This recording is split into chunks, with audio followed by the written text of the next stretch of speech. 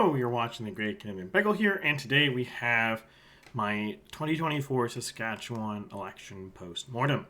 Now, before we begin, I'd like to once again shout out all my channel members. I really appreciate the support you guys give my channel. You make a lot of this stuff easier, and if you guys want to support the work I do here, by all means, go to that link in the description below. Every little bit helps. Otherwise, make sure to do your regular YouTube things like share, subscribe, and comment below.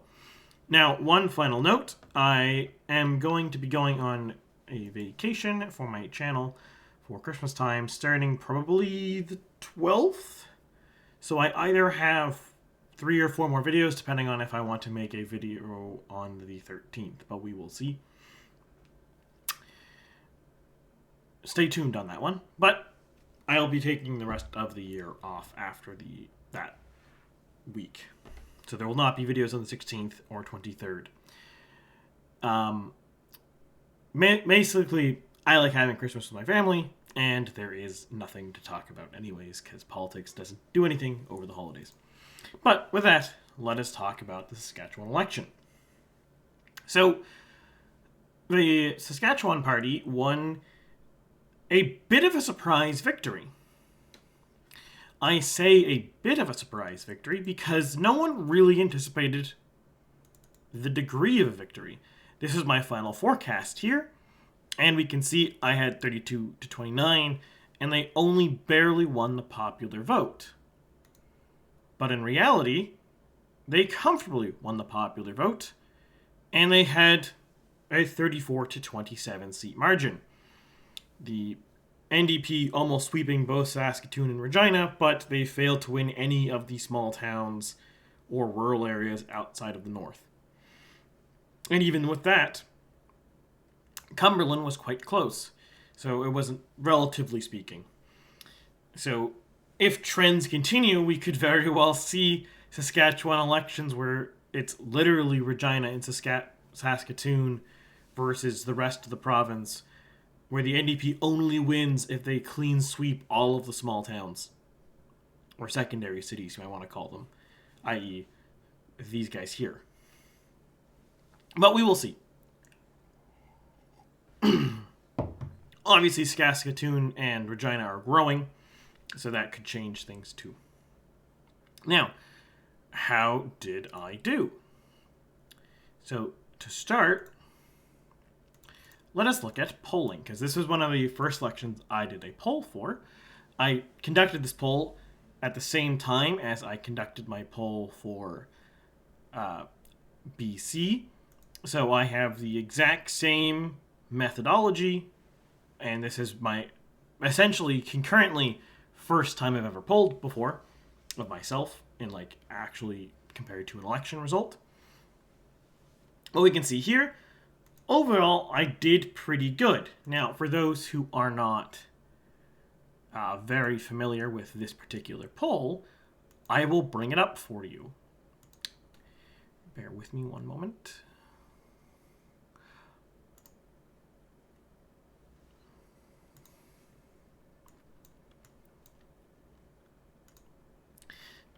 Now, you'll notice here, I have a sample size of 68. Which is how I get this hilariously large PC sample in the South. I had 2 people say they're defecting from the SKP to the PCs in the South. And when you have 17 respondents, that turns out to be substantial. In reality, the PCs not get anywhere close to that number. But overall, I am pretty happy with this. As you can see here, now that all the votes have been counted, I am second in mean squared error, and I am also second in mean average error. I'm actually not a big fan of mean average error as a statistic. I think it's a terrible statistic.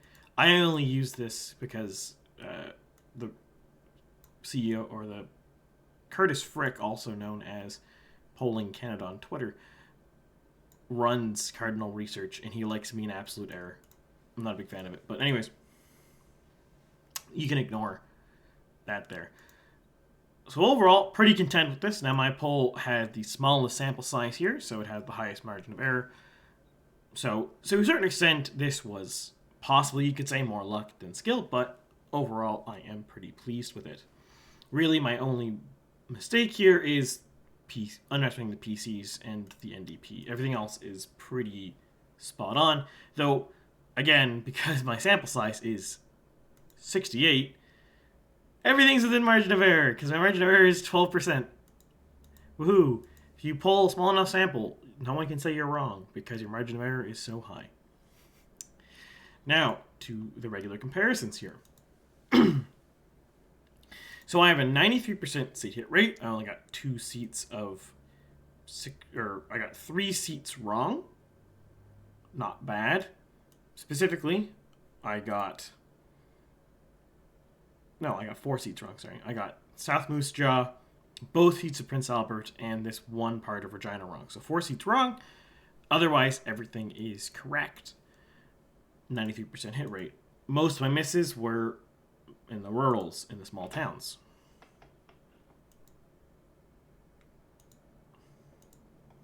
Anyways, unpopular vote, I do mediocre, not super great.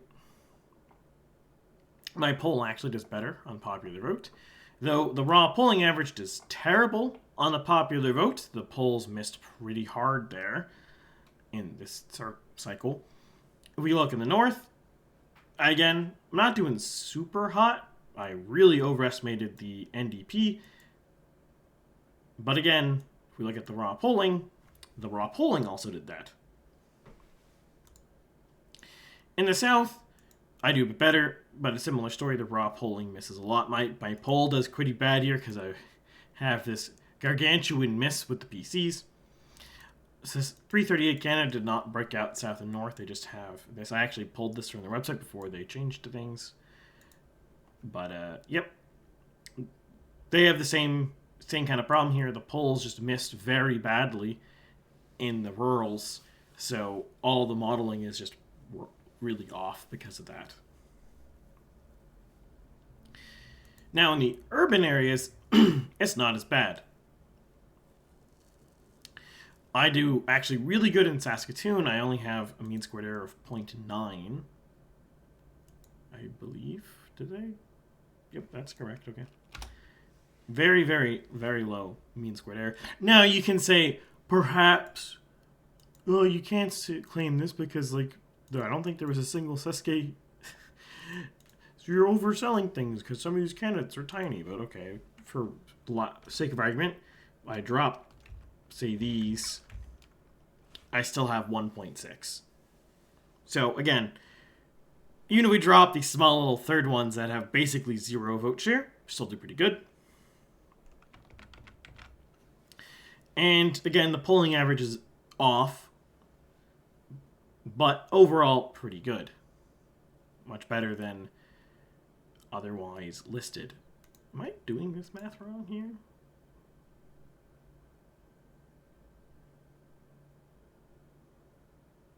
That should be right. That number just doesn't seem right. 1 second. Well, that math is correct, but interesting. Oh, I guess this is benefiting from division. Aha, that makes sense. So delete those. Yeah, okay, that makes sense. The way this metric works out, the more parties you try to estimate, the better your numbers usually will look because the small parties are easier to hit. But it is what it is. These parties do exist. Though I think next time around, because the Buffalo Party and the PCs did pretty bad, I'm probably just going to run them in with other and not break them out. I broke them out this election because they were pretty decent in 2021 or 2020. They had some vote share, but they seem to have been gobbled up by Saskatchewan United. And then finally, Regina, again, the polls miss, again, pretty bad here. 13 points, mean squared error in the polling average. Might do much better. My poll does better too, actually, here. My poll does pretty bad in Saskatoon, specifically. One of the big misses. So, what is to be gleaned here? Well, first and foremost, really, once again, we're kind of seeing this phenomenon, which I have talked about before, and I'm going to keep talking about again and again. polls consistently cannot reach rural voters, specifically farmers, but really anyone who lives in a rural area. It's very, very difficult to reach them. So time and time again, we saw this in Manitoba, we saw this in Alberta, we saw this in BC, we saw this now in Saskatchewan, we saw this in the US recently, we saw this in Nova Scotia. The polls usually miss rural areas. It's very difficult to get those voters to respond to the poll. Largely because the polling methods do not capture these people. They're not actually hit. The main misses you see, such as places in the north here, this is a tremendously large miss. They've underestimated the polls underestimated the Saskatchewan party by 10 points in the north, and they overestimated the NDP by nearly 13 points, slightly over 13 points. That's a combined 23-point swing.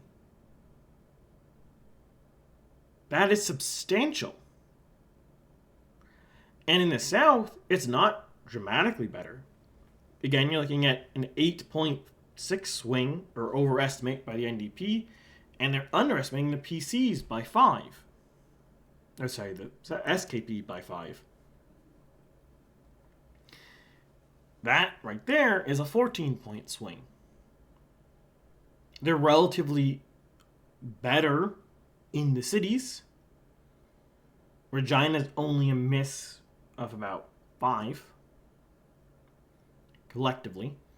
1 point for the SKP, just under 4 points for the NDP. And Saskatoon, again, a little better, only 3.7 for the SKP, but it's still 4.9. Or, sorry, looked at the wrong rows there. Never mind. It's bad for both of those. I was looking at the 338 Canada numbers. The raw polling average missed quite a bit again. 5.1 in Saskatoon for the SKP, and 5.5 for the NDP. An 11-point miss. Swing, you could say. Probably a better term. Regina's a 5.2 miss for the SKP, and a 6.7 miss. So almost 12. So there is a little of a factor of they've missed the SKP across the board. But you can see it's higher misses, much larger misses in the rurals than it is in the urbans. So, in a sense, you see this kind of shy Tory effect, perhaps you could call it. I think it's probably more better defined as a marginal response rate bias. But more importantly, this seems to keep happening. And it leads to a very interesting question we're seeing in some federal polling, especially in Saskatchewan. ECOS recently released a poll today, and ECOS had the Conservatives at only 50% in Saskatchewan. Now, it doesn't take much thinking to be like, wait a minute. If the Saskatchewan Party gets 52, Saskatchewan United gets 3.9, the Buffalo Party and the PCs get collectively 1.6. What are the odds? The CPC is going to underperform that. That's pretty unlikely. Now, ECOS itself has all sorts of problems, which I will not get into in this video.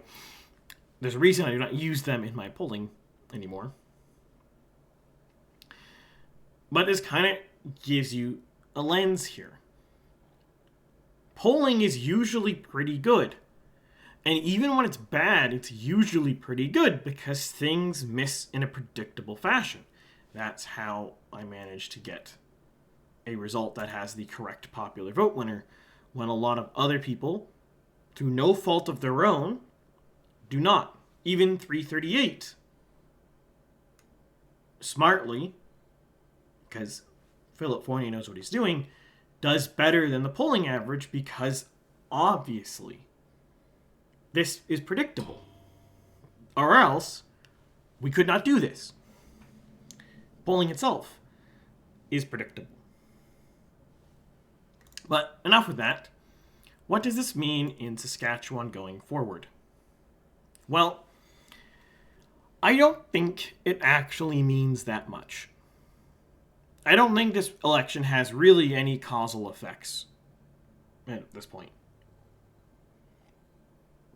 And by that I mean, I genuinely don't think anything changes. Maybe Scott Moe and the SKP will smarten up a little bit on their spending, on perception issues. Maybe Moe decides to retire in 2-3 years.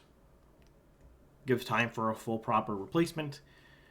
But very well he could just run out and do 2028. It's very easy to blame most of the SKP losses here just to the weak economy and high inflation. Presumably, 2028 won't have a weak economy and high inflation. At least you would hope so. If the economic situation persists for 4 more years, then I think Scott Moe is going to lose no matter what happens. The SKP will lose no matter what happens, even if they replace the leader with literally anybody else. No one could captain a ship that saw 4 years of bad economics. That's the primary thing people vote over. So, in a sense, this election is pretty meaningless. And people have been trying to extrapolate this recent series of provincial elections federally. The people have been like, aha, New Brunswick, the Liberals won, therefore actually the Liberals aren't failing, or the Conservatives failed in BC, therefore they're actually not doing so well, or they did worse in Saskatchewan, so they're not actually doing that well. It's like, no. None of that stuff matters. The important thing here is provincial voters and federal voters are similar. I don't know if it's the SKP specifically, but I know in my home place of Nova Scotia, usually 80 to 90% of people who vote PC will vote Conservative and vice versa. But that isn't everything.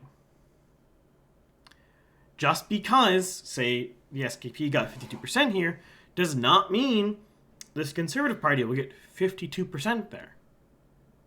Parties are different. There's overlap, but that's not the same.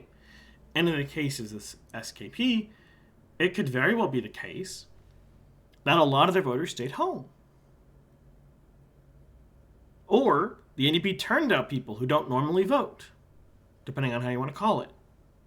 Or some of them might have went NDP for just one cycle, etc. There's all sorts of reasons why this change happens that really has no bearing federally.